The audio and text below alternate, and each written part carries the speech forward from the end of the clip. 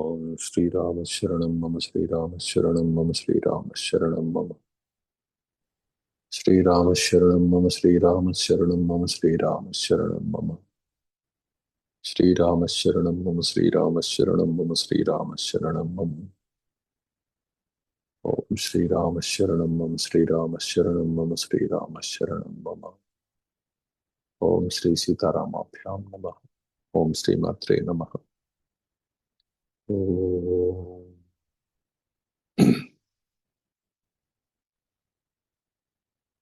స్థితి ప్రకరణము 9వ సర్గము శ్రేణిధి సుసంగ. రిపీట్ చేయండి. స్వామి జై శ్రీరామ స్వామి. ఓం శ్రీ గురు పరమాత్మనే నమః. శ్రీ వశిష్ఠ ఉవాచ. ఓ రామ, తండ్రి అగు భృగువు ఎదుటనున్న శుక్రాచార్యుడిట్లు చింతన చేయుచుండా అనేక వత్సరములు గడచెను.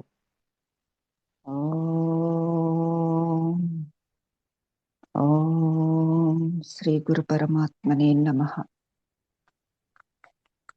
ఓ రామ, తండ్రియకు భృగువు ఎదుటనున్న శుక్రాచార్యుడు ఇట్లు చింతన చేయుచుండా అనేక వత్సరములు గడచెను.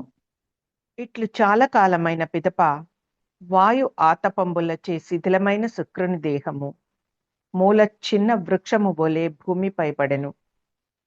ఇట్లు చాలా కాలమైన పిదప వాయువ్యాతపంబులచే శిథిలమైన శుక్రుని దేహము మూల చిన్న వృక్షము వలె భూమిపై పడెను. వాని చంచల మానసము వనములందలి హరిణము వలె అనేక విచిత్ర దశలందు పరిభ్రమించుచుండెను. వాని చెంచల మానసము వనములందలి హరిణము వలె అనేక విచిత్ర దశలందు పరిభ్రమించుచుండెను. ఆ శుక్రాచార్యుని మనంబు భోగకల్పనచే వ్యాకులమై చక్రమందు తగులుకొనిన పదార్థము వలె తిరుగుచు జనన మరణంబుల నొందుచు ఊర్ధ్వ అధోలోకముల తిరుగాడుచు తుదకు సమంగా నదీ తీరమున విశ్రాంతి నొందెను. శుక్రాచార్యుని మనంబు భోగ కల్పనచే వ్యాకులమై చక్రమందు తగులుకొనిన పదార్థము వలె తిరుగుచు జనన మరణంబుల నొందుచు ఊర్ధ్వ అధోలోకముల తిరుగాడుచు తుదకు సమంగా నదీ తీరమున విశ్రాంతి నొందెను. వివిధ వృత్తాంత సంకలితమును మనఃకల్పనా మాత్రమున తుచ్చమును పూర్వదేహ విస్మరణముచే అతి దృఢమును నగు సంసార దశను శుక్రాచార్యుడు అనుభవించుచుండెను. వివిధ వృత్తాంత సంకలితమును మనఃకల్పన మాత్రమున తుచ్చమును పూర్వదేహ విస్మరణముచే అతి దృఢమును నగు సంసార దశను శుక్రాచార్యుడు అనుభవించుచుండెను. మందర పర్వత శిఖరముపైనున్న ధీమంతుడగు శుక్రాచార్యుని ఆ శరీరము సూర్య తాపముచే శుష్కించి చర్మమాత్ర వశిష్టమై ఉండెను. మందర పర్వత శిఖరముపైనున్న ధీమంతుడగు శుక్రాచార్యుని ఆ శరీరము సూర్యతాపముచే శుష్కించి చర్మమాత్ర వశిష్టమై ఉండెను. వాని దేహరంధ్రముల గుండా వాయువు జనుచు సీత్కార శబ్దమనర్చుచుండా అభిమాన దుఃఖ క్షయముచే కలిగిన ఆనందవశమున దేహమున కిట్టి స్థితియే సంభవించునని పాడుచున్నదా అనునట్లుండెను. వాని దేహ రంధ్రముల గుండా వాయువు జనుచు సీత్కార శబ్దం అనర్చుచుండా అభిమాన దుఃఖక్షయముచే కలిగిన ఆనందవశమున దేహమునకు ఇట్టి స్థితియే సంభవించునని పాడుచున్నదా అనునట్లుండెను. వాని ధవళ మేఘము వంటి స్వచ్ఛమైన దంతములను చూడ ఈ దీన మనంబు సంసార మరుభూములందు వ్యర్థముగా సంచరించుచున్నదని తలంచి నవ్వుచున్నదా అనునట్లుండెను. వాని ధవళ మేఘము వంటి స్వచ్ఛమైన దంతములను చూడ ఈ దీనమనంబు సంసార మరుభూములందు వ్యర్థముగా సంచరించుచున్నదని తలంచి నవ్వుచున్నదా అనునట్లుండెను. అతని ముఖమండలములందలి పురాతన వనకోపములను పోలిన నాసికా రంధ్రములను నేత్రాది ముఖ ఛిద్రములను స్వభావముగని శూన్యరూపమగు ఈ జగత్తు యొక్క అసద్రూపత్వమును వివేకులకు ప్రత్యక్షముగా చూపుచున్నవా అనునట్లుండెను. అతని ముఖ మండలములందలి పురాతన వనకోపములను పోలిన నాసికా రంధ్రములను నేత్రాది ముఖ ఛిద్రములను స్వభావముగనే శూన్యరూపముగు ఈ జగత్తు యొక్క అసద్రూపత్వమును వివేకులకు ప్రత్యక్షముగా చూపుచున్నవా అనునట్లుండెను. ప్రథమమున సూర్య తాపము చే సంతప్తమై పిదప వర్షాజలము చే తడుపబడినట్టి ఆ శుక్రుని దేహము బంధురూపములగు తన పూర్వ శరీరములను తలంచుచు ఆనందోల్లాసము చే కాని దుఃఖాతిశయము చే కాని బాష్పములు రాల్చుచున్నదా అని అనిపించుచుండెను. ప్రథమమున సూర్యతాపముచే సంతప్తమై పిదప వర్షాజలముచే తడుపబడినట్టి ఆ శుక్రుని దేహము బంధురూపములకు తన పూర్వ శరీరములను తలంచుచు ఆనందోల్లాసముచే కాని దుఃఖాతిశయముచే కాని బాష్పముల రాల్చుచున్నదా అనిపించుచుండెను. వాని దేహము వన భూములందు చంద్రకిరణయుక్తమగు శీతల వాయువుచే కదల్పబడుచు వర్షధారలచే తడుపబడుచుండెను. వాని దేహము వనభూములందు చంద్రకిరణయుక్తమగు శీతల వాయువుచే కదల్పబడుచు వర్షధారలచే తడుపబడుచు నుండెను. వర్షాకాలమున గేర్వాది ధాతువులచే రంజితమైన పర్వత నదీ తటమున వాయువుచే ఎగరగొట్టబడిన ధూళితో కూడినదై పాప సందూషిత చిత్తుని వలె పొరలుచుండెను. వర్షాకాలమున గేర్వాది ధాతువులచే రంజితమైన పర్వత నదీ తటమున వాయువుచే ఎగురగొట్టబడిన ధూళితో కూడినదై పాప సందూషిత చిత్తుని వలె పొరలుచుండెను. అయ్యది వాయు తాడితమైనప్పుడు శబ్దమనర్చుచు శిథిల కాష్టము వలె కనపట్టును. మరియు ఆ దేహము నిరంతరము వాయువు యొక్క సీత్కార శబ్దంతో కూడియుండి వనమున తపంబొనరించుచున్నదా అనున్నట్లుండెను. అయ్యది వాయు తాడితమైనప్పుడు శబ్దమనర్చుచు శిథిల కాష్టము వలె కనపట్టును. మరియును ఆ దేహము నిరంతరము వాయువు యొక్క సీత్కార శబ్దముతో కూడియుండి వనమున తపం వనరించుచున్నదా అనున్నట్లుండెను. వక్రములను శుష్కించినవియు నాకు ప్రేవులను నట్టి వీణను చేపట్టి ప్రాణులకు భయమును గొల్పునట్టి శబ్దమునర్చుచు శూన్యమును చర్మమాత్రావశిష్టమును నగు దేహము కలిగి అలక్ష్మి వనలక్ష్మి ఆదరార్థము చేష్ట సల్పుచున్నదా అనున్నట్లుండెను. వక్రములను శుష్కించినవియు నగు ప్రేవులను నట్టి వీణను చేపట్టి ప్రాణులకు భయమును కొలుపునట్టి శబ్దమనర్చుచు శూన్యమును చర్మమాత్రావశిష్టమును నగు దేహము కలిగి అలక్ష్మి వనలక్ష్మి ఆదరార్థము చేష్ట సల్పుచున్నదా అనున్నట్లుండెను. భృగు మహర్షి యొక్క ఆ పుణ్యాశ్రమము రాగద్వేష విరహితమై ఉండుట చేతను అతని తపఃప్రభావమట వ్యాప్తమై ఉండుట చేతను శుక్రుని ఆ దేహము మృగములచే కాని పక్షులచే కాని భక్షింపబడకయుండెను. భృగు మహర్షి యొక్క ఆ పుణ్యాశ్రమము రాగద్వేష విరహితమై ఉండుట చేతను అతని తపప్రభావము అట వ్యాప్తమై ఉండుట చేతను శుక్రాచార్యుని ఆ దేహము మృగములచే కాని పక్షులచే కాని భక్షింపబడకై ఉండెను. ఓ రామ, తన కల్పిత శరీరమును యమ నియమాదులచే శోషింపజేయుచు భృగుని పుత్రుడగు శుక్రాచార్యుని మనంబు సమంగా నదీ తటమున తపంబొనర్చుచున్నది. వాయుయాదులచే శుష్కింపబడినట్టి వాని పూర్వదేహము దీర్ఘ పాషాణ శిలలపై చిరకాలము పొర్లుచుండెను.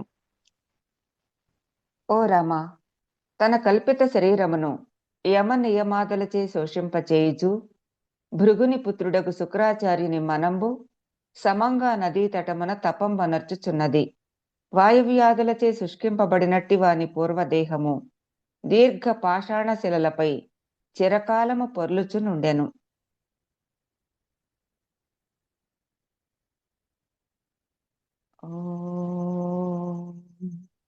ఇది శ్రీ వాసిష్ఠ తాత్పర్య ప్రకాశికయందు స్థితి ప్రకరణమున భార్గవోపాఖ్యానమందు భార్గవ కలేవర వర్ణనమును నవమ సర్గము.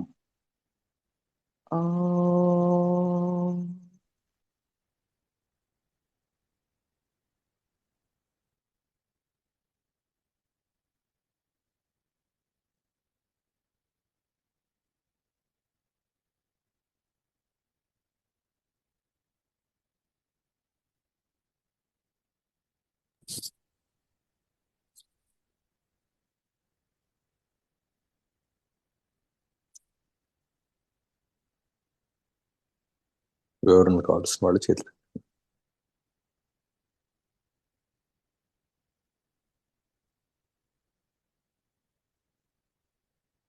శ్రీనిధి. జై శ్రీరామ్ స్వామి. స్వామి ఇక్కడ 16వ శ్లోకంలో స్వామి, తన కల్పిత శరీరమును యమ నియమాతులచే శోషింపచేయుచు భృగుని పుత్రుడగు శుక్రాచార్యుని మనంబు సమంగా నదీ తటమున తపంబొనర్చుచున్నది. వాయాదులచే శుష్కింపబడినట్టి వాని పూర్వదేహము దీర్ఘ పాషాణ శిలలపై చిరకాలము పొర్లుచుండెను అని అన్నారు స్వామి. ఇక్కడ ఈ శ్లోకార్థంలో స్వామి యమ నియమాదులచే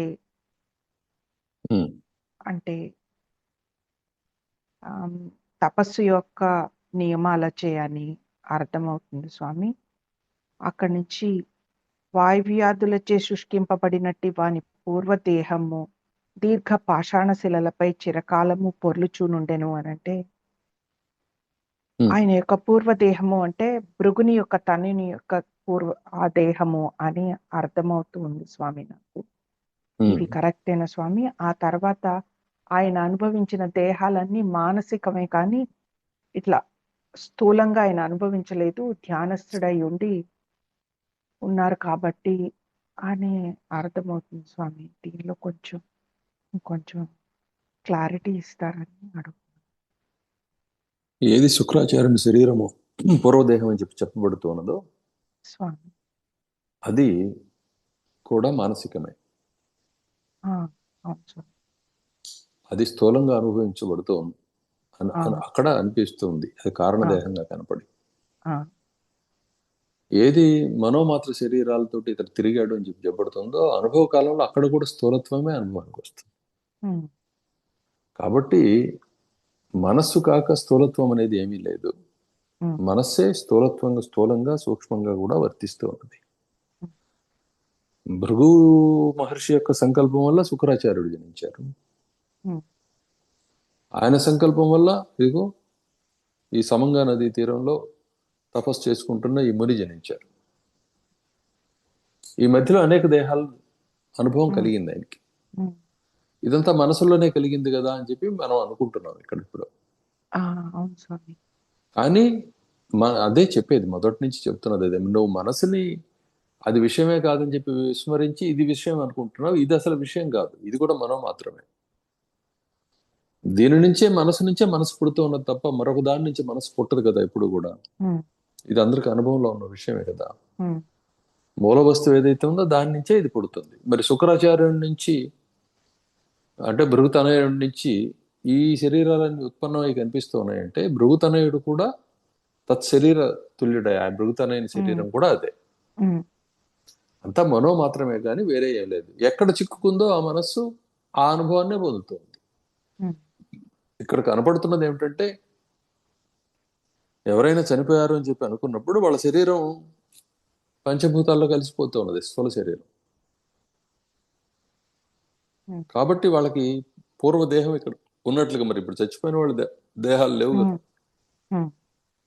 కానీ ఇక్కడ ఈయన శరీరం అక్కడ నశించలేదు అని చెప్పి చెబుతున్నారు. ఇదంతా మనసు లోపలే. మళ్ళీ మనసు లోపలే మరణము అమరణము అనే రెండు కూడా అనుభవానికి వస్తూ ఉన్నాయి. ఇది విషయం. ఏ మనసు లోపల ఎక్కడికక్కడ ఆ దృశ్యం ఒక మనోరూపం అయి ఉంది. దాని అంతర్గతంగా ఉత్పన్నం అవుతున్నది కూడా మనోరూపం అయి ఉన్నది. అది కూడా ఇంకొక మనసును యందు అంతర్గతమైన సూక్ష్మమైన లేకపోతే స్థూలమైన విషయమే అయి ఉన్నది ఎక్కడికక్కడ.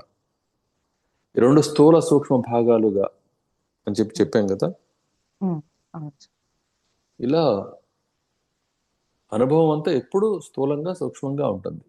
సూక్ష్మాన్ని లోపలనే మనం సరి చేసుకోవచ్చు, లేదంటే ఇష్టం వచ్చినట్లుగా మనం విస్తరించవచ్చు, కావలసిన దృశ్యాన్ని లోపల చూడవచ్చు. కానీ అది వాస్తవం కాదని ప్రస్తుత విశ్వాసం ఇప్పుడు ఉండే జ్ఞానాన్ని ధారణ చేసిన బుద్ధిని అనుసరించి.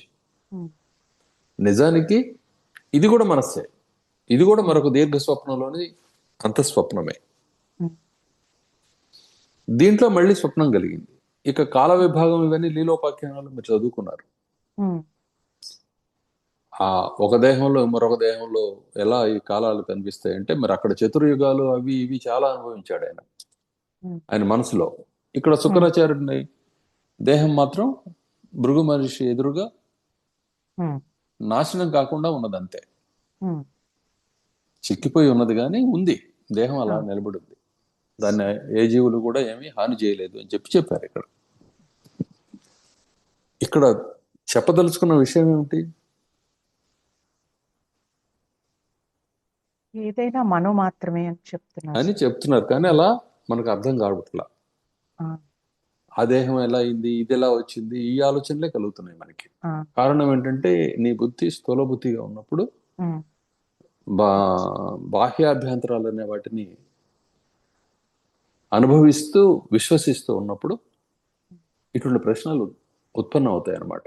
అందువల్లనే చెప్పేది, నీకు బాహ్యం అని ఏదైనా కనిపిస్తుందో ఈ జగద్ రూపంలో, అది ఆత్మానుభవమే తప్ప అన్యానుభవం కాదు. ఆత్మ మనోరూపంలో అనుభవానికి వస్తూ ఉన్నది. మనసు లేకుండా అనుభవం అనేది ఏముంటుంది? మనోలయం అయిపోయిన తర్వాత ఉండే స్థితిని కైవల్యం అనే పేరుతోటి చెప్తున్నాం. అర్థమైంది అనుకుంటాను. స్వామి బోధపడుతుంది స్వామి. అది సంగతి.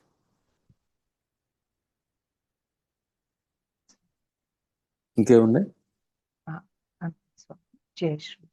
శ్రీధర్. స్వామి, యమ నియమాదులు అంటే తపస్సు యొక్క నియమాలు అనే కదా స్వామి, సత్యం అహింస. యమ నియమాలు అంటే ఇప్పుడు అష్టాంగ యోగం ఉన్నది కదా, ఉమ్, పతంజలి అవును. మహర్షి చెప్పింది. ఆ, అంటే ఆయన వివరించారు, ఆయన యోగం ఆయన కనిపెట్టింది కాదు. ఆ, తపోవంతులయ్యే వాళ్ళు, తత్వజ్ఞానం పొందగోరే వాళ్ళు ఎలా నడుచుకుంటారు, దాంట్లో ఆ స్థితులు ఏముంటాయి అన్నది చెప్పారు. అంతేగాని పతంజలి మహర్షి వాటిని కనిపెట్టలా. వీళ్ళందరూ అలా చెప్తూ ఉంటారు. అది స్వామి. ఎవరు కనిపెట్టినవి కావు, అది బ్రహ్మదేవుడు ఇచ్చినవే ఎవరికి ఇచ్చినా సరే.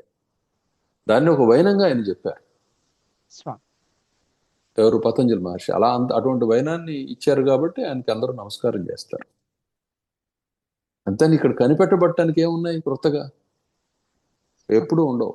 అదంతా కూడా ఒక భ్రాంతి అనమాట. ఇప్పుడు నిత్యం మనం అవి ఇవి కనిపెడుతున్నాం, తెలుసుకుంటున్నాం ఉన్నామే, అది వాస్తవం కాదు.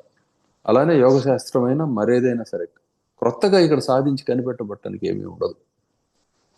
ఉన్నదే క్రొత్తగా వస్తూ ఉంటుంది అంతే. నాకు లేదు, ఆయన కనిపెట్టాడు, ఆయనే ఆద్యుడు అని చెప్పి నీకు తృప్తి కలిగితే ఆ తృప్తిని అనుభవించు, కానీ పాటించు, అంతవరకే. క్లియరా? క్లియర్. అది. జై శ్రీరామ్ స్వామి. శ్రీధర్. జై శ్రీరామ్ గురువు గారు. గురుగారు ఈరోజు చదివిన 9వ సర్గలో 14వ శ్లోకం. గురుగారు, వక్రములను శుష్కించినవి ప్రేవులను అట్టి వీణను చేపట్టి ప్రాణులకు భయమును కొల్పునట్టి శబ్దం అనర్చుచు శూన్యమును చర్మమాత్ర వశిష్టమును అగు దేహం కలిగి అలక్ష్మి వనలక్ష్మి ఆదరార్థము చేష్ట సల్పుచున్నదాయనట్లుండేను అన్నారు. ఇక్కడ అలక్ష్మి వనలక్ష్మి ఆదరార్థము అంటే గురువు గారు, వనలక్ష్మి అంటే ఆ వనశోభ. వనశోభని వనలక్ష్మి అంటాం. ఏంటి లేదు అంటే ఇక్కడ అలక్ష్మి వనలక్ష్మి ఆదరార్థం అన్నారు గురువు. అదే చెప్పేది. వనలక్ష్మి అంటే గురువుగారు వనశోభ, లేకపోతే వన దేవత అనుకో. వనలక్ష్మి ఉంది ఒక ఆమె, ఆ వనం అంతా లక్ష్మీ రూపం. ఆమెను సంతోష పెట్టడానికి పెద్దమ్మ వచ్చి కూర్చుంది. ఎలా ఉంది? జనాలకు భయం పుట్టించేట్లుగా ఉంది. అలక్ష్మి అంటే ఏమిటి? దరిద్ర దేవత. పెద్దమ్మ అంటారుగా. అవును గురువుగారు. వచ్చి కూర్చుందనమాట. కూర్చుంటే ఎందుకు వచ్చింది ఏమే?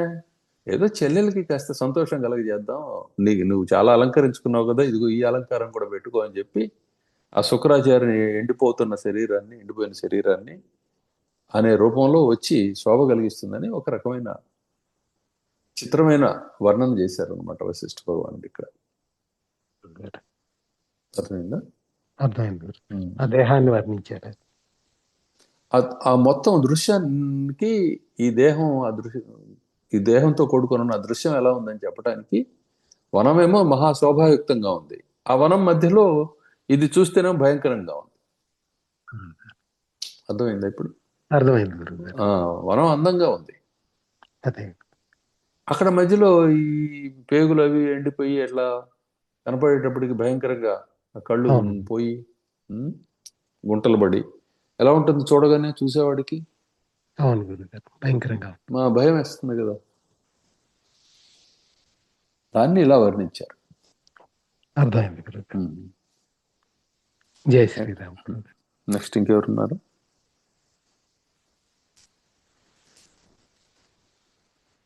గిరిధరి. జై శ్రీరామ్ స్వామి, జై సద్గురు రామ్ స్వామి. స్వామి, అసలు ఈ వర్ణన ఎందుకు వచ్చింది స్వామి? ఏ వర్ణన?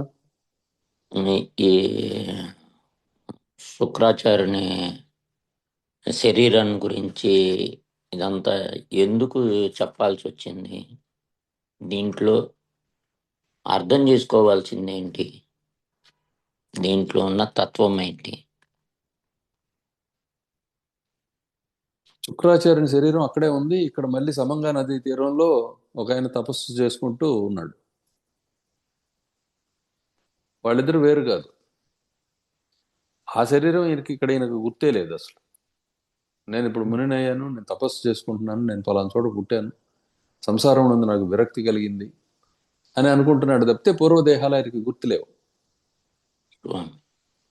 అక్కడ ఆ మొట్టమొదటి భృగుతనయుని దేహం ఏదైతే ఉందో అది మాత్రం చెడిపోకుండా, పూర్తిగా పోకుండా, అంటే రూపం మార్చిపోకుండా ఆకారానికి అక్కడే ఉన్నది, భయం కలిగిస్తూ. ఇప్పుడు ఏం అర్థమవుతుంది మనకి? మనసు పొరలు పొరలుగా ఉంది. ఈ పొరల్లో కొన్ని నశిస్తున్నాయి, కొన్ని నశించటంలా.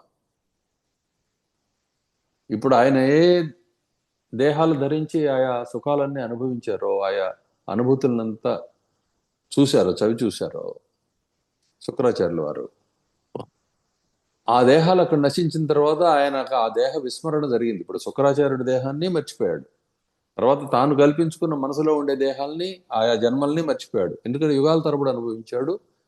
కిందకి మళ్ళీ అక్కడ తను కల్పించిన స్వర్గం నుంచి తను కల్పించిన భూలోకంలోకి పతనం అయ్యాడు. అపూర్వ దేహాలన్నింటినీ మర్చిపోతూ వచ్చాడు.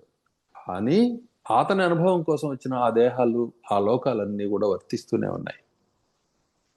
అతనే భృగు మహర్షి యొక్క సంకల్పం వల్ల వచ్చిన ఆ శుక్రాచార్యుని శరీరం కూడాను అలానే వర్తిస్తూ ఉన్నది.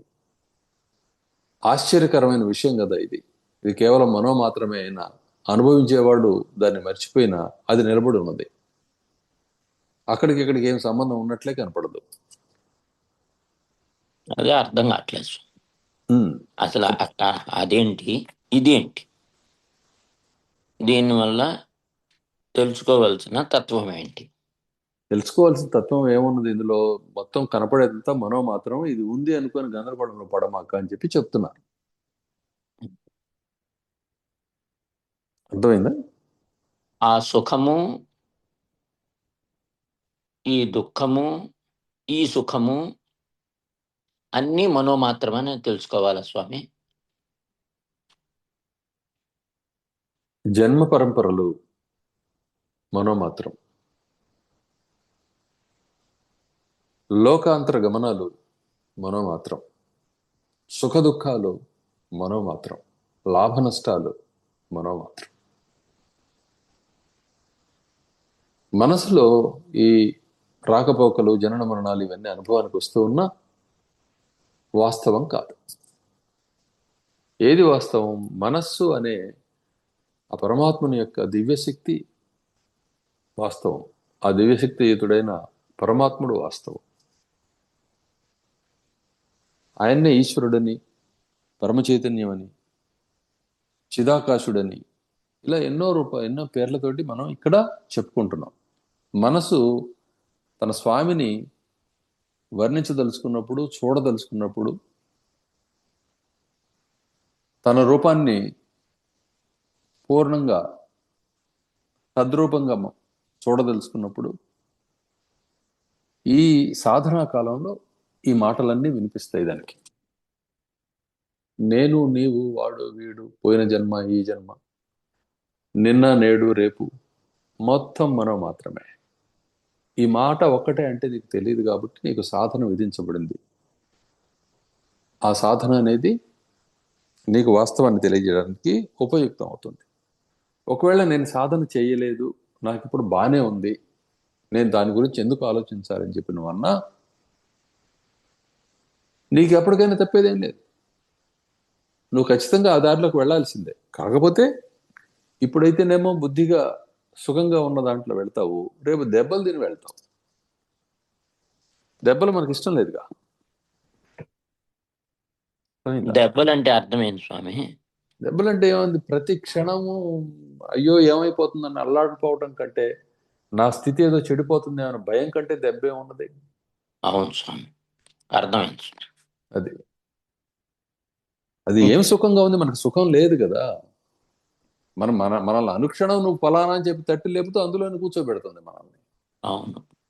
ఇప్పుడు నీకు ఎవరెవరికైతే నువ్వు గౌరవాన్ని ఇస్తున్నావో, అంటే లౌకికంగా నేను చెప్పేది, స్వామి, ఏ ఏ పదవులకి, ఏ ఏ వ్యక్తులకి గౌరవాన్ని ఇస్తున్నావో, ఆ గౌరవం స్వయంగా నీకే దొరికితే నీకు అయిష్టమేం లేదుగా. అవును స్వామి. ఇప్పుడు ఒక శనక్కాయల్లో బుట్ట వ్యాపారం చేసుకునే అయినా సరే, అబ్బాయి నువ్వు ఈ భారతదేశం నీకు అప్పచెబితే నువ్వు బాగా చూడగలవా అంటే, ఇప్పుడున్నోడు కంటే బాగా చూస్తానండి అంటాడు. ఒకటే మాట. అంటే అలా ఉంటుంది ప్రతి ఒక్కడికి కూడా, ప్రతి మనసుకి, ప్రతి దీనికి కూడా. కాబట్టి ఇవన్నీ కూడా వివిధ స్థితులు. ఇప్పుడు ఇక్కడ మీకు ఒక విషయం, చాలా మంది విమర్శిస్తున్నారు, అంతా రాజుల కథలేనా, సామాన్యుల కథలు రాయరా అని చెప్పి.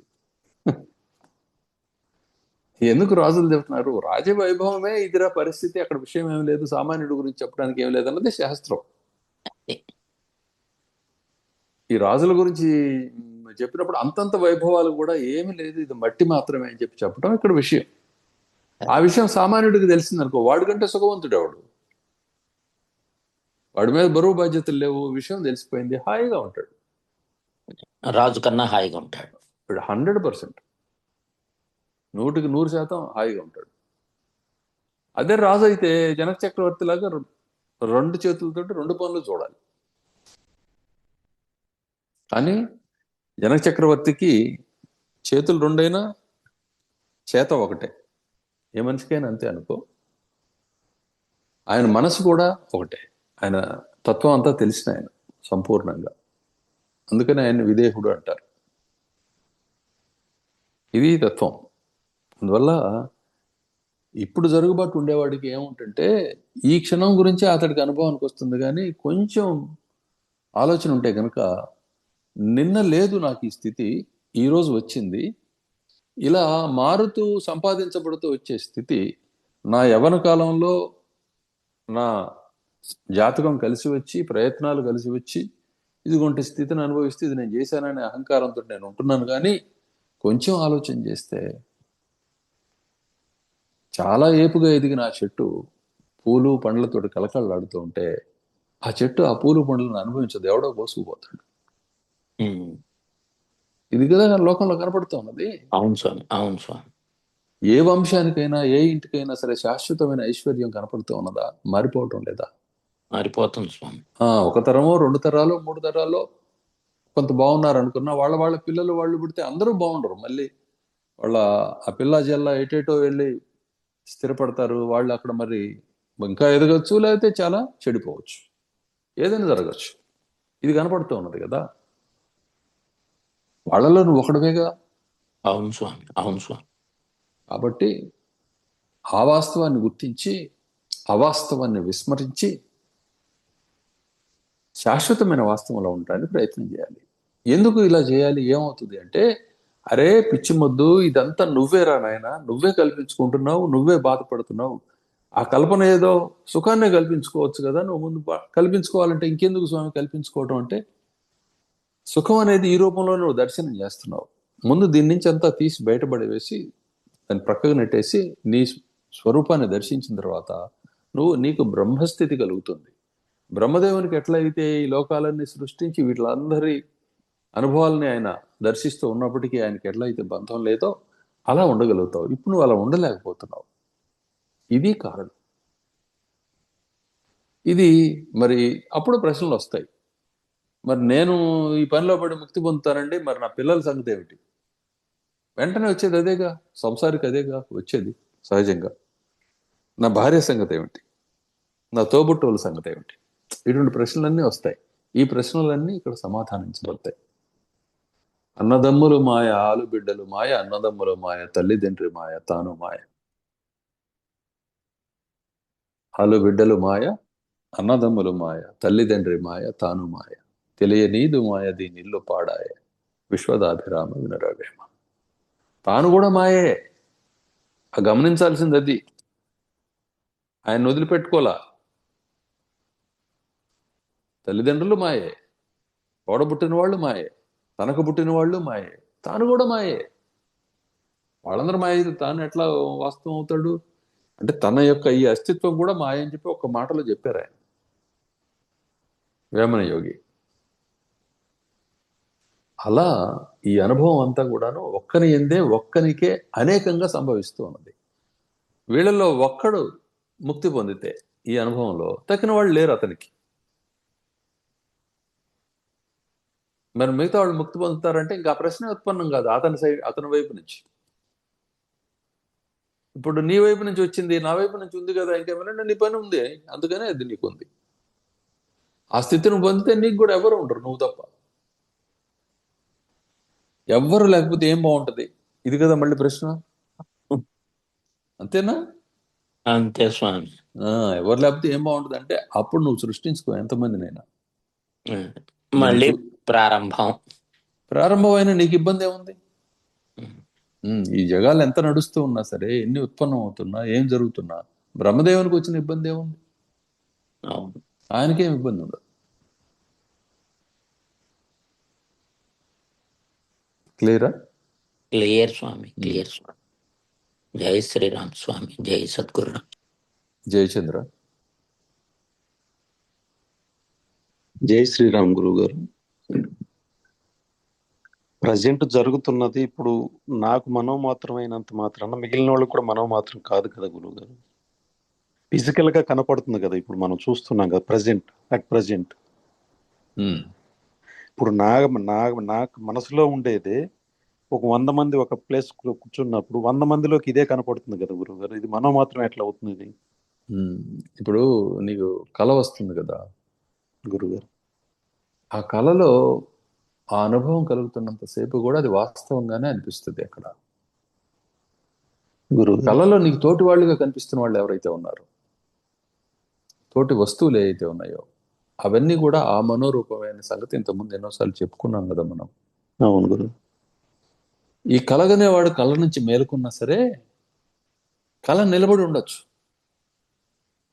కలగనవాని యొక్క బ్రాహ్మీ శక్తిని అనుసరించి కళను నిలబడి ఉండి వాళ్ళందరూ అక్కడ ముక్తి కోరుకునే వాళ్ళు, ముక్తి అవసరం లేదని చెప్పి తిరిగేవాళ్ళు. అంటే పూర్వం కళ కారణం అయితే కలగన్నవాడు యొక్క ఉద్దేశం కారణమైనప్పుడు ఆ స్వప్నంలో వాళ్ళ లక్షణాలు అట్లనే ఉంటాయి.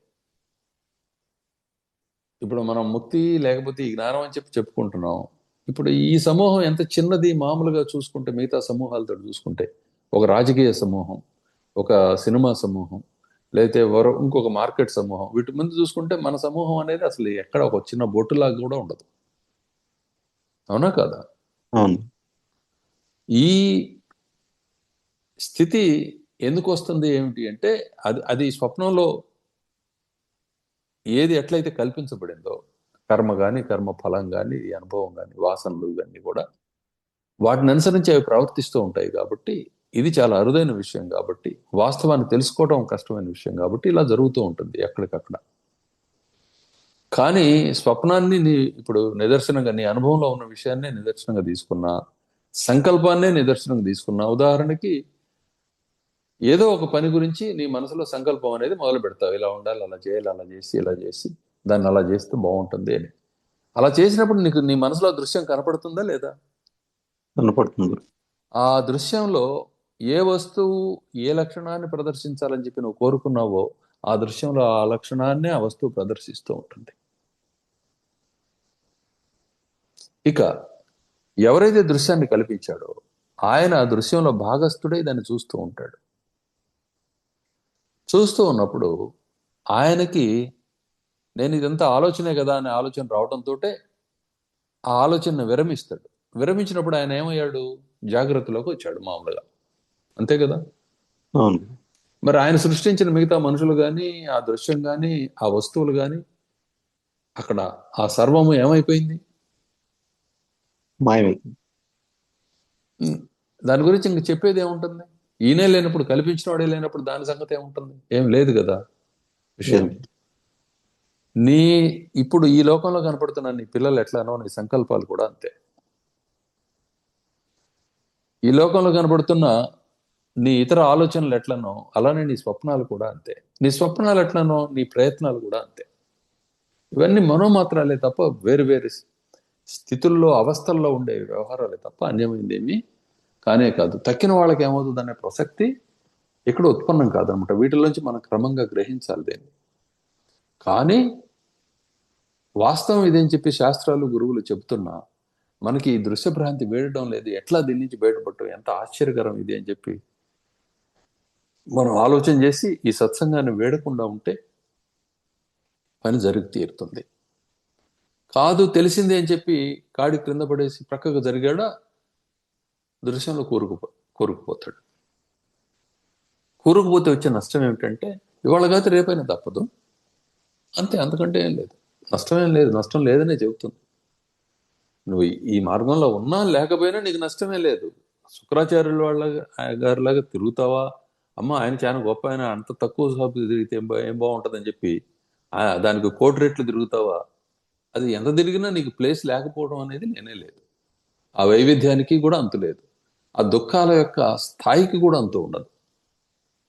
ఎన్ని రకాల బంధాలు, ఎన్ని ఇది బంధం అంటే మనం ఈ బంధమే కాదు, ఎక్కడో డ్రమ్ముల్లో పెట్టి పాతేశారని మనిషిని బ్రతికుండగానే, ఎక్కడో వేలాడదీశారని, తలక్రిందులుగా తిండి తెప్పలు లేకుండా వదిలేశారని, వాడు ఎండి చచ్చిపోయాడని, శరీరం ఎండిపోయి చివరికి, ఇటువంటి ఎన్నో వింటాం. ఇవన్నీ అనుభవాల్లోకి వస్తాయి. అవేం బాగుంటాయి? ఈ బంధాలు పెద్దవి కదా. కానీ జ్ఞానం కలిగితే సర్వం మాయమై తాను మాత్రమే ఉండటం జరుగుతుంది. అప్పుడు నీవు సృష్టించేది బ్రహ్మదేవుని సృష్టి అవుతుంది. కాబట్టి కర్మ అకర్మగా మారుతుంది, అకర్మగా ఉంటుంది. అసలు కర్మ అనేది ఉత్పన్నం కానే కాదు. అదే తత్వాల్లో మీకు చెప్పింది. యమ ధర్మరాజు మృత్యుదేవత మధ్యలో సంవాద రూపంలో తత్వాల్లో వచ్చింది. మనం ఈ పుస్తకంలో కూడా చదువుకున్నాం మన గ్రంథంలో మొదట్లో. కాబట్టి తక్కిన వాళ్ళకి ఏమవుతుంది అనుకోవద్దు. సినిమా తెర మీదకి ఆ లైట్ పట్టడం ఆగటంతో తక్కిన బొమ్మలు ఏమైనాయి, సగం వరకే వేశారు, వాళ్ళందరూ మరి ఆగిపోయి ఉన్నారేమో, అటువంటి ప్రసక్తి రాదు కదా మనకి. ఇది అంతే. మనోదర్పణం మీద ఎంతసేపు అయితే మనం దృశ్య ప్రసారం చేస్తామో అంతసేపు దృశ్యం ఉంటుంది. దృశ్యం ఉన్నంతసేపు కూడాను నేను, వాడు, వీడు, అది, ఇది, మంచి చెడు, నిన్న, నేడు, రేపు, ఈ అనుభవాలన్నీ చాలా స్థూలంగా అనుభవానికి వస్తూ ఉంటాయి. అంటే ఇలా ఇప్పుడు మన జీవితం లాగా నమ్మగలిగేవి, నమ్మలేనివి, ఇది నిజం, ఇది అబద్ధం అని చెప్పి అబద్ధంలోనే, అంటే అవాస్తవంలోనే ఈ నిజ కల్పన అంతా సాగుతూ ఉన్నది. కానీ వాస్తవం అనేది ఈ అనుభవానికి అతీతమైనది. అది చెప్పేది. ఇది ఒకసారి పరిచయం అయితే ఇంక పోదు. ఇది తత్వం. ఇంకా అడగచ్చు. ఇప్పుడు మనం మాత్రం అన్నప్పుడు నాకొక్కరికి మాత్రమే నేను మనసులో చాలా చూస్తాను గురువుగారు. ఇప్పుడు నేను మిమ్మల్ని ఊహించుకున్నాను మనసులో. నేను మీ గురించి ఏమనుకుంటున్నానో అంటే వేరే విధంగా అనుకోకండి. ఇప్పుడు నేను అనుకున్నది ఇంకొక మనిషి కూడా అనుకోలేరు కదా. అట్ ప్రజెంట్ నేను అడిగేది. ఇప్పుడు ఒక 100 మంది ఉన్నాం గురుగారు. 100 మందిని గురించి నేను 100 రకాలుగా ఊహించుకుంటున్నాను. సరే, నేను ఎదుటిన్న వ్యక్తిని గురించి ఒక రకంగా ఊహించుకుంటున్నాను. అట్ ది సేమ్ టైం ఇంకొకరి మనసులో ఇంకొక విధంగా ఉంది. ఇది మాయే కావచ్చు, కానీ ప్రజెంట్ జరుగుతున్న దాంట్లో మనం మాత్రం ఎలా అవుతుంది అనేది మా డౌట్ గురుగారు. ఒకటి గుర్తుపెట్టుకోవాలి జయచంద్ర, నీకు మనస్సు అనేది లేకపోతే ఏదైనా అనుభవానికి వస్తుందా?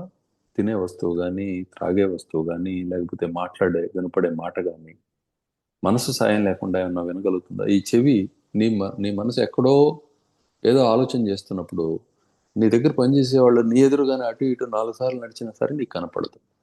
అరే ఎక్కడికి పోయి రావని అంటావు గంట తర్వాత వాళ్ళని. అన్నప్పుడు వాళ్ళు ఏమంటారు? ఇక్కడే తిరుగుతున్నాను కదా సార్ అంటారు.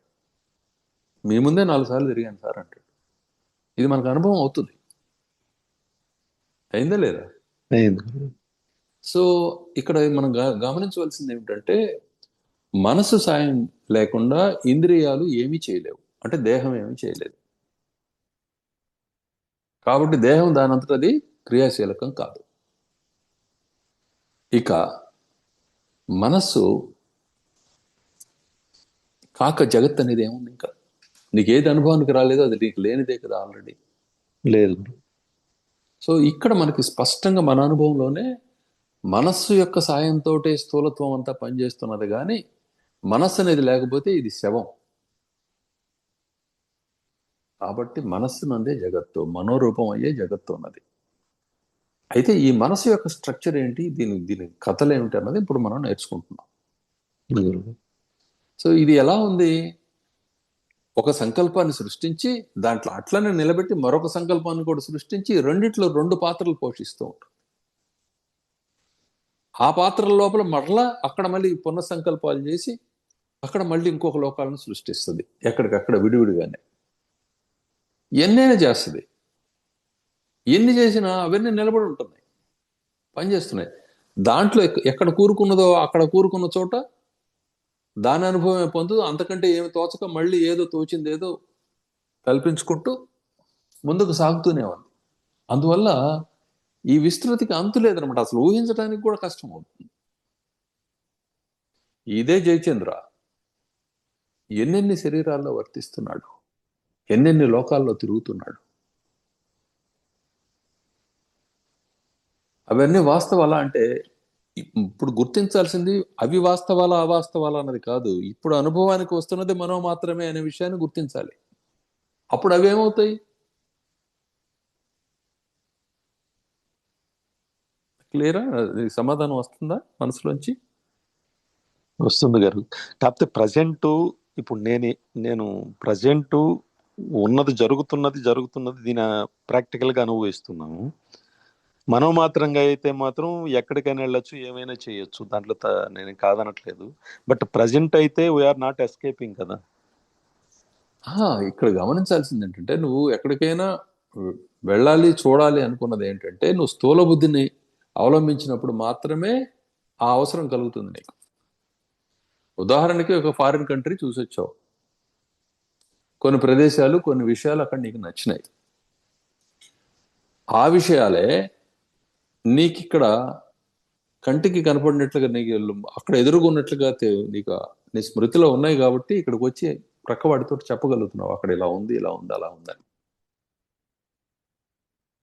అదే నిన్ను వాటి ఏంది నీకు ఇష్టం కూడా కలిగింది.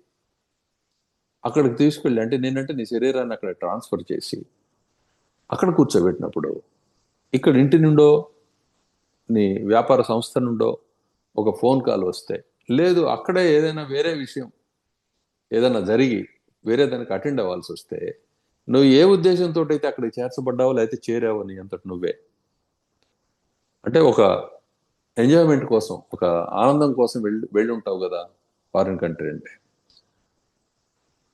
ఆ ఆనందం నీకు దొరకదు అక్కడ. నీ మనస్సు వేరే దాంట్లోకి వెళ్ళిపోయింది. నువ్వు అక్కడ ఉన్నావన్న పేరుకే కానీ నీకు ఆ భోగ లోకంలోకి నీకు ప్రవేశం పోయిందనమాట. అంటే ఏది ఇస్తుంది ప్రవేశము? నీ కోరిక, నీ అవగాహన నీకు రకరకాల దృశ్యాల్లోకి ప్రవేశాన్ని కల్పిస్తూ ఉన్నది. ఈ అవగాహన మారనంతసేపు ఎక్కడికక్కడ నేను ఇదే అని చెప్పి అనుకుంటూ ఉంటారు. ఎవరు అనుకుంటున్నారు? నీ ఇప్పుడు నాతో పాటు తక్కిన 10 మంది ఉన్నారు కదా, అందరికీ అనుభవానికి వస్తుంది కదా. స్వప్నంలో ఉన్న వాళ్ళందరికీ అదే అనుభవం కలుగుతుంది కదా, అందరికి సమానమైన అనుభవమే వస్తుంది కదా. స్వప్నంలో సృష్టించబడ్డ వాళ్ళకి, ఒక సంకల్పంలో కనపడ్డ వాళ్ళకి, లేదు ఒక సినిమాలో పనిచేస్తున్న వాళ్ళకి, పనిచేస్తున్నట్టు తెర మీద వాళ్ళందరికీ అక్కడ ఏముందో దాన్నే కదా వాళ్ళు గుర్తిస్తారు, దాన్నే కదా వాళ్ళు మాట్లాడతారు. అర్థమవుతుంది అనుకుంటా నేను చెప్పేది. గురుగారు ప్రజెంట్ ఏదైతే నడుస్తుందో ఇది అందరి మనసుల్లో ఇది రన్ అవుతుంది. బట్ నేను మనోమాత్రంగా ఆలోచించేటప్పుడు నాకు ఒక్కడికే కదా రన్ అవుతుందని అడుగుతున్నాను నేను గురుగారు. అట్లానే వాళ్ళకు కూడా మరి వాళ్ళు ఉన్నారా అంటే నువ్వు చూడకపోతే లేరు, నువ్వు చూస్తేనే ఉన్నారు. అదేంటి నేను చూడకపోతే ఈ లోకం లేకుండా పోతుందా అంటే అదే వాస్తవం. నువ్వు చూడకపోతే లోకం కనపడదు. ఎందువల్లంటే అది ఎప్పుడూ లేదు కాబట్టి. నువ్వు చూస్తే మరి ఎందుకు కనిపిస్తుంది అంటే నువ్వే ఎప్పుడు ఉన్నవాడివి కాబట్టి. అర్థమవుతుంది ఈ తేడా? అర్థమవుతుంది. సో ఇప్పుడేంటి నాయన నువ్వు దేవుడివే అని చెప్పారనుకో గురువులు తమను వేరుగా ఉంచుకొని చెప్పినట్లు కాదు, అన్యం చూడకుండా తమకు అనుభవానికి వస్తున్న దృశ్యంలో చెబుతూ ఉన్నారు, మాట్లాడుతూ ఉన్నారు. మాట్లాడుతున్నప్పుడు జయచంద్ర గురువుడు, జయచంద్ర వేరు కాదు. గురువుగానే వర్తిస్తూ జయచంద్ర గురువులో కలిసిపోతాడు. అక్కడ గురువు జయచంద్ర ఉండరు, ఇక కేవలత్వమే ఉంటుంది. ఇదే సాధించబడవలసిన విషయం. నేను చూస్తేనే ఏదైనా ఉంది, లాభమైనా నష్టమైనా సరే. మన జేబులో పర్సు మన పిల్లలు బయటకు తీసి మన ఎదురుగా ఆ పనులు చేస్తూ ఖర్చు పెడుతుంటే సంతోషంగా ఉన్నాం. ప్రక్కవాడు ఎవడన్నా వచ్చి తీసి వాడు ఖర్చు పెడుతుంటే మన ఎదురుగా మనం సంతోషంగా ఉంటామా? అదే వాడితోటి బియ్యం కుదిరింది, వాడు మనకి ప్రాణదానం చేసిన వాడో లేకపోతే అత్యంత ఆప్తుడో అయిపోయాడు, అప్పుడేమన్నా అంటామా? మరి ఇది ఎక్కడి నుంచి వస్తుంది? ఇదంతా కూడా ఈ దృక్పథాన్ని అనుసరించే జరుగుతుంది సర్వము కూడా, లేకపోతే ఏం లేదు. అందరూ మెళ్ళ మాలలు వేస్తున్నారు, కళ్ళు మూసుకొని ఉన్నాడు స్వామి. ఒకడు పామును తెచ్చి వేశాడు, ఆయనకు అది కూడా మాలే. ఆయన దృష్టి మాలల మీదే ఉంది. ఇంకోటి బరువైన మాల వేసాడు ఎవడో అనుకున్నాడు, అంతే, కొంచెం స్పృహ వస్తే. లేకపోతే అట్లనే ఉన్నాడు. వేసిన వాడికి అది పాము కానీ ఆయనకు అది మాల, పూలదండ. అలా తోటి మనుషులతోటి కానీ తోటి సందర్భాలతోటి కానీ మనసు నందు ఎటువంటి అభిప్రాయం ఉందో అటువంటి అనుభవమే తప్ప అవి వాస్తవానికి లేవు. కాసేపు ఇష్టమైన మనిషే, కుటుంబంలో వ్యక్తుల గురించి చెబుతున్నా, కాసేపు దుర్భరం అనిపిస్తాడు, భరించలేకపోతున్నాం ఇన్ని అనుకుంటాం, అయితే ఏమని అని. అంతకుముందు మళ్ళీ ప్రేమగా మాట్లాడిన వాళ్ళే. ఎక్కడి నుంచి వస్తుంది, ఎలా తీసుకుంటున్నాం?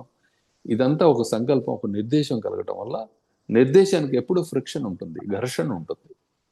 దేనితోటి? మరొక నిర్దేశంతో ఘర్షణ ఉంటుంది. దీన్నే స్పందన, ప్రతిస్పందన అనే పేరుతోటి మనం పిలుచుకుంటున్నాం. ఇది మనసు యొక్క మహిమ.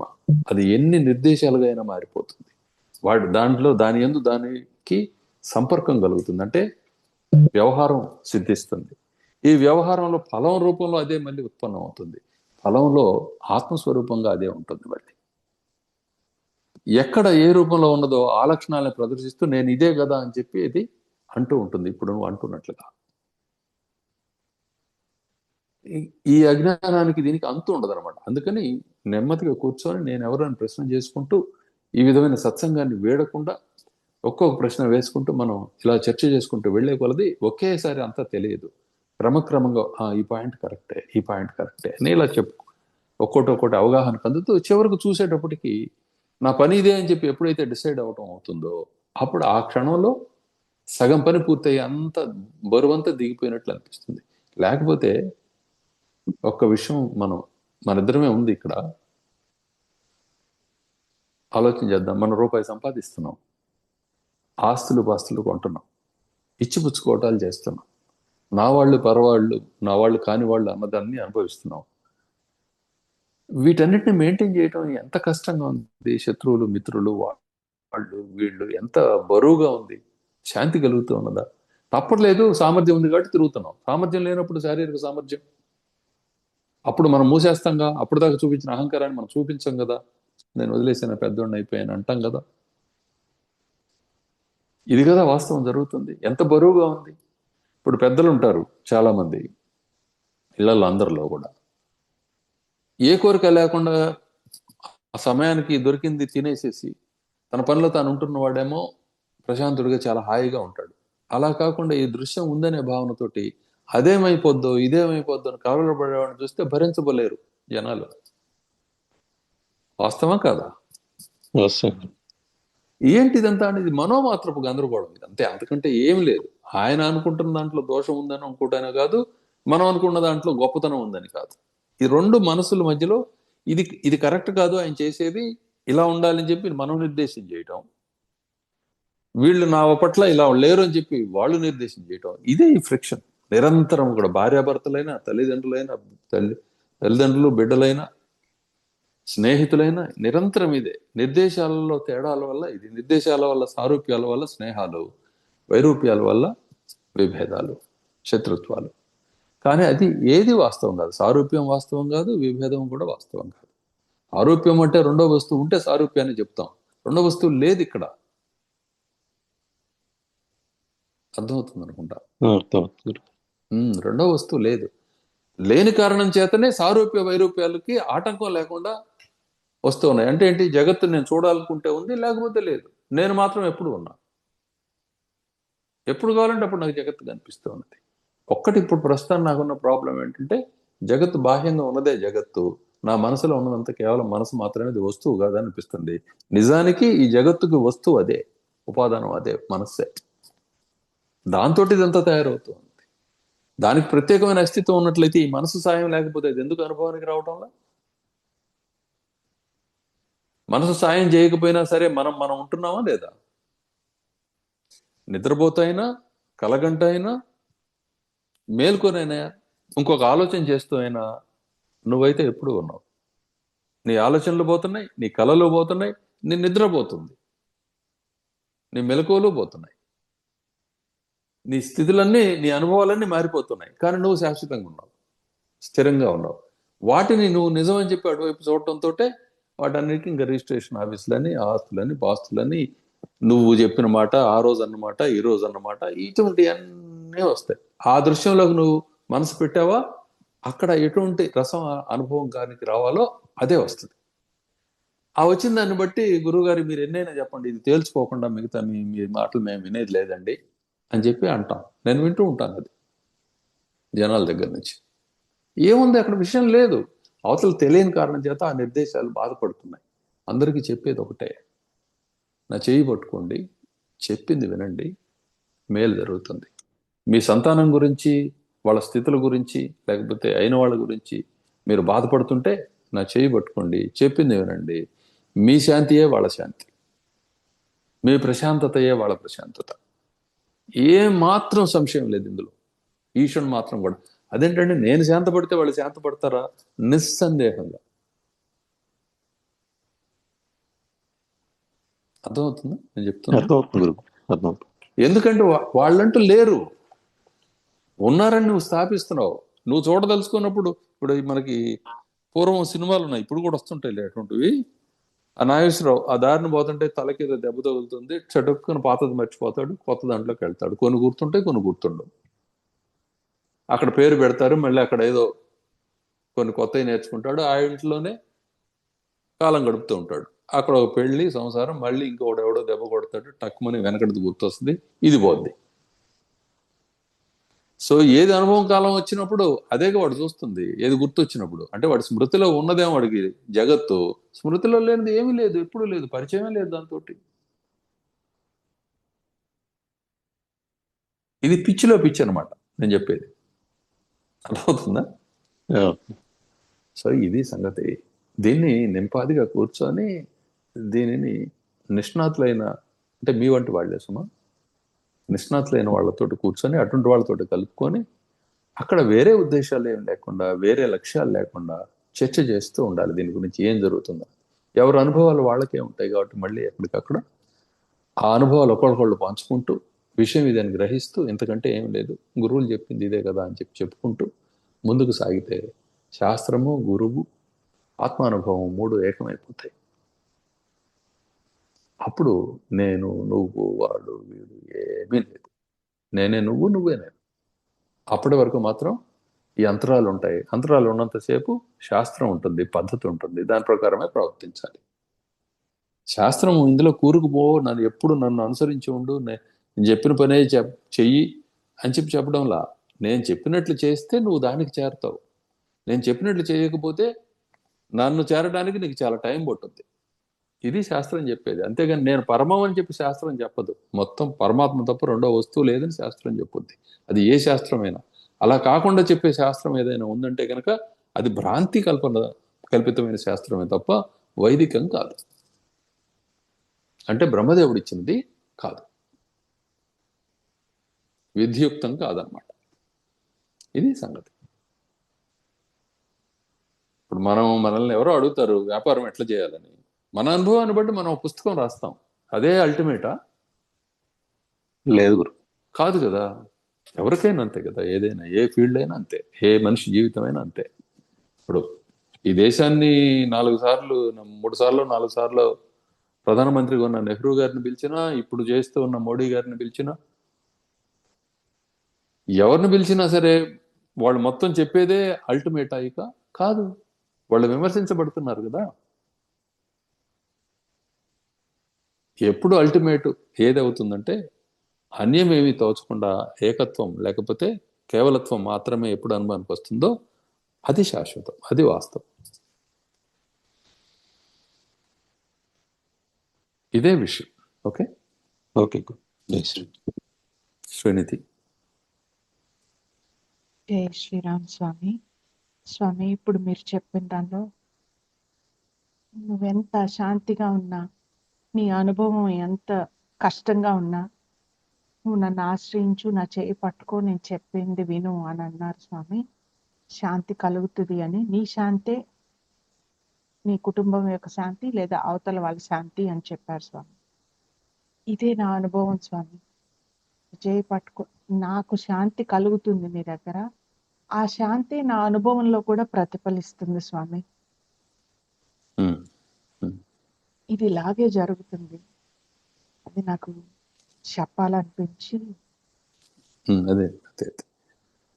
అదే అనుభవం కలిగి ఆ ప్రయాణం సాగించి ముందుకు నడిచిన వాళ్ళకి ఆ అనుభవం కలిగినప్పుడు ఈ మాటలే కదా నేను అనుభవంలోకి తెచ్చుకున్నది గురువు గారి సాంగత్యంలో అన్నది తెలుస్తుంది. అది చెప్పాలనిపిస్తుంది. మంచిదే శ్రీనిధి. అదే మరి ఇప్పుడు తెలుస్తుంది కదా ఎంత ఆత్మవిశ్వాసంతో వాస్తవ స్పృహతోటి నేను మాట్లాడుతున్నాను అన్నది. పట్టుకోండి చెయ్యి, మీకు ఇబ్బంది లేదు, బయటపడతారని.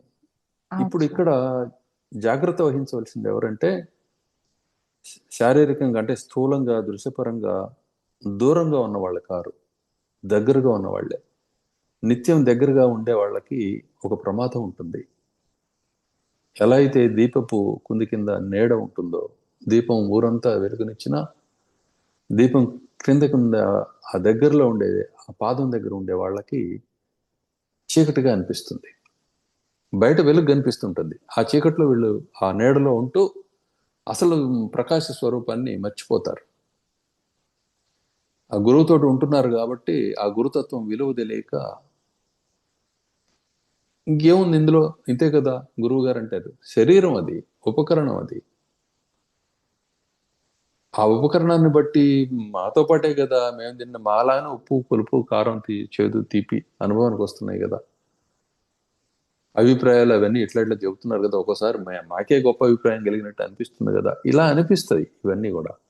ఈ దగ్గరగా చేరువుగా ఉండే వాళ్ళకు ఉండే ప్రమాదం ఇది. సొంతంగా పుట్టిన బిడ్డలకి, చేరువుగా సేవ చేస్తూ ఉండే వాళ్ళకి ఈ ప్రమాదం ఉంటుంది. దూరంగా ఉండేవాడికి అదొక అభ్రంగానే ఉంటుంది. గురువు గారు అక్కడ ఉన్నారు, నేను చేరలేకపోతున్నాను, ఇటువంటి అని అనుకుంటారు. అదొక విధానం అనమాట. ఇది మీరు అందరూ బాగా గుర్తుపెట్టుకోవాలి. దగ్గర ఉండే వాళ్ళకే ఎక్కువ జాగ్రత్తతోటి ఉండవలసి ఉంటుంది అనమాట. రాముల వారు అంటారు, అడవికి వెళ్ళబోయే ముందు ఆ తల్లులందరితోటి చిరపరిచయం వల్ల నేనేమన్నా పొరపాటుగా ప్రవర్తించి ఉంటే ఆ చనువు వల్ల క్షమించండి అని అడుగుతారు ఆయన తల్లులందరినీ. ఈ చిరపరిచయం అనే ఆ మాటని ఇక్కడ గమనించాలి. ఇక్కడ రాముల వారు క్షమాపణ కోరారు, ఇది చాలా దుఃఖంగా ఉంది అన్నది కాదు ఇక్కడ విషయం. చిరపరిచయంలో ఎప్పుడు ఈ ప్రమాదం ఉంటుందన్నమాట. అంటే నిత్యం ఒకళ్ళతోటి ఎవరితోటి కలిసి నడుస్తుంటామో వాళ్ళకి థ్యాంక్స్ చెప్పడం కానీ సారీ చెప్పడం కానీ రెండూ ఉండవు. ఏముంటుంది ఇంట్లో ఎవరు చెప్పుకుంటున్నారు ఇళ్లలో? ఒకళ్ళు చెప్పినా కూడాను సిన్సియర్గా చెప్పేవాళ్ళు ఎంతమంది? ఎందుకు వస్తుంది ఇది? అక్కడ డిమాండ్, హక్కు, నీ ధర్మం, నువ్వు ఇలా చేయాలి, నువ్వు చేయటమే కదా నీ పని అని ఇటువంటి దాన్ని చూస్తున్నారు. నాకు తెలియంది ఏముంది, ఇంకా నీ గురించి నీ గొప్ప ఏముంది అనే మాట మాట్లాడుకుంటున్నారు. తత్వం తెలుసుకోండి. అందుకే చెప్పేది, చేయి పట్టుకోండి, విడవమాకండి, నిత్య సత్సంగంలో ఉండండి, చెప్పే మాటలు వింటూ ఉండండి, విచారణ చేయండి, పని జరుగుతుంది. మీకు దీపం ఉండగానే ఇల్లు చక్కబెట్టుకోమని ఈ మధ్య ప్రస్తావించాను, మళ్ళీ చెప్తున్నా. అది ఎప్పటికీ నువ్వు నీ శరీరం అలా నిలబడి ఉంటుంది, గురువు శరీరం అలా నిలబడి ఉంటుందని నమ్మమాక. నీ కంటికి ఎదురు కనపడుతున్న వాళ్ళు నీకంటే ముందుగానే నిష్క్రమిస్తున్నట్లుగానే నీ తోటి శిష్యులు కావచ్చు, నువ్వు కావచ్చు, గురువు కావచ్చు, ఎవరైనా ఆ భావన నుంచి నిష్క్రమించవచ్చు. నిష్క్రమించినప్పుడు నీకు అక్కడ పని కాదు. దీపం వెలుగుతున్నంతసేపే వెలుగు ఉంటుంది. అది పోయిన తర్వాత కొత్త దీపాన్ని వెలిగించాలి. ఎప్పుడు దొరికాను నీకు? నువ్వన్నా వెలగాలి. ఇప్పుడు ముట్టించుకుంది, ఇప్పుడు అంటించుకుంది, అప్పుడేం వెలుగుతావు? అంతేగా, దీపం వెలిగేటప్పుడే కదా మనం వెలిగించుకోగలం. ఈ విషయాన్ని గుర్తుపెట్టుకోవాలి. సత్సంగాన్ని వదలనని చెప్పి ఒట్టు వేసుకోవాలి. ఎక్కడో చోట ఇదే చింతనలో మీకు సద్గ్రంథం అంటే ఇదే యోగ వాసిష్టము, భగవద్గీత, శ్రీమద్ రామాయణము, భారతం, ఇవి చాలు మిమ్మల్ని గట్టెక్కించడానికి. పురాణ వాంగ్మయం అన్నీ ఉన్నాయి. ఒక యోగ వాసిష్టం చదివితే ఆ గ్రంథాలన్నీ అర్థమవుతాయి. యోగ వాసిష్టం ఎప్పుడైనా సరే గురుముఖత చదివితే మంచిది, గురువు ఆజ్ఞతోటి, అప్పుడే అర్థమవుతుంది. ఎన్ని ప్రశ్నలు వస్తున్నాయి చెప్పండి. మరి మీకు ఆ ప్రశ్నకి సమాధానం దొరకకపోతే ఆ పని ప్రక్కన పెట్టేసి తెలిసిన పని చేసుకుంటూ ఉంటారుగా. అంతే కదా జరిగేది. ఏదైనా ఒకటి సమాధానం దొరకటం లేదు, దాన్ని తీసి ప్రక్కన పెట్టి మిగతా చక్కని పనులు చేసుకుంటూ ఉంటాం.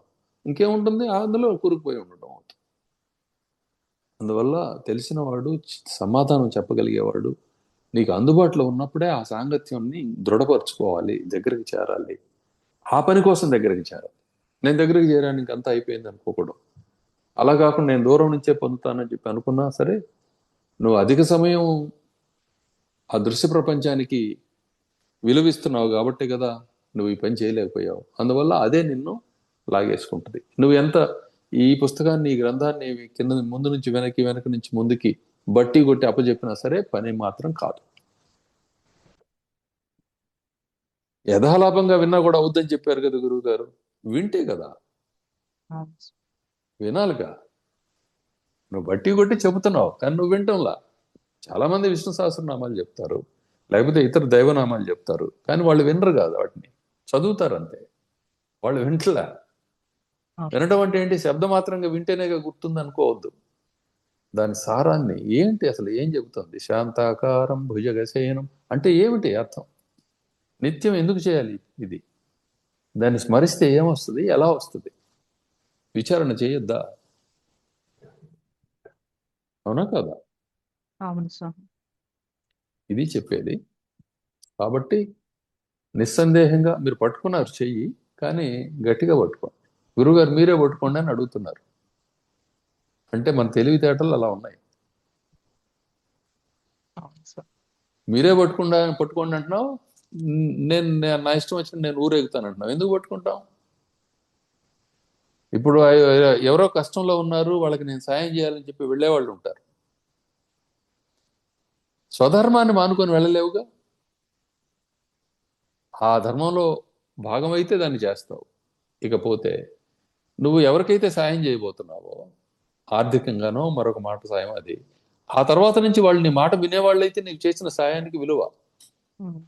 మరి వాళ్ళతో ఉన్న వాళ్ళు వెళ్తున్నప్పుడు నువ్వు చేసిన సాయం కూడా వాళ్ళు గుర్తుపెట్టుకోరు, ప్రయోజనం ఉండదు. మహా అయితే నీకు ప్రేమ ఉంటే వెంట తిరిగి సాయం చేస్తా ఉండంటారు. ఇదే పిల్లలు చేస్తున్నది. మీకు వ్యామోహం ఉంటే మాకు చెప్పినట్టు చేసి పెట్టండి, లేకపోతే దూరం ఉండండి అంటున్నారు. అవునా కదా? సో ఈ మన వ్యామోహం ఎలా ఉంటుందంటే ఏదో ఒక భ్రాంతిలో పడిపోయి వాళ్ళ వెంట పోవటం, పనులు వదులుకోవటం, ఇవన్నీ చేస్తూ ఉంటారు వీళ్ళు. ఆశ్రయించండి, పని పొందండి, పని పూర్తి చేసుకోండి. తిరుమలలో స్వామి ఇచ్చే ఆశీర్వచనం ఇదే. నన్ను నా చేయి పట్టుకో, నన్ను ఆశ్రయించు, నీకు పని జరుగుతుంది అన్నారు. మరి ఎలా ఆశ్రయిస్తావు ఆయన్ని? నీ కోరికలతోటి కాదు ఆశ్రయించాల్సింది, ఆయన్ని కోరి ఆశ్రయించాలి. ఇప్పుడు నీ స్వరూపాన్ని నాకు తెలియజేయి స్వామి, నా జన్మ ఉద్దేశం ఏమిటి, ప్రయోజనం ఏమిటి అన్నది తెలియజేయి, నన్ను నీ వాడిని చేసుకో, నేను నీ వాడిని అని చెప్పి ఎవరైతే కలిసిపోతారో అప్పుడు ఆయన గురు రూపుడై ప్రత్యక్షమై, సద్గంధ రూపుడై ప్రత్యక్షమై, సత్సంగాభిలాష తోటి ప్రత్యక్షమై, వీటన్నిటి ద్వారా నీకు పని పూర్తి చేస్తారు. ముందుకు జరగబోయే కథల్లో ఆ విషయమే మీకు తెలుస్తుంది. దైవానుగ్రహం కూడా ఆ పని చేసేవాడికి దొరుకుతుంది, కానీ ఆ పని చేయకుండా కూర్చున్నవాడికి దైవానుగ్రహం ఎక్కడి నుంచి వస్తుంది? నేను ఈ పని మొదలు పెడుతున్నాను అనుకున్న వాడికి గురువులైనా దేవుడైనా ఆశీర్వచనం ఇస్తారు. పని మొదలు పెట్టేవాడికి, ఆ పెట్టని వాడికి ఆశీర్వచనం ఏముంది? అర్థమైందా? ఇది సంగతి. జై సద్గురు. జై సద్గురు రామ్ స్వామి. జై సద్గురు రామ్ స్వామి. జై సద్గురు రామ స్వామి. జై సద్గురు రామ్ తండ్రి.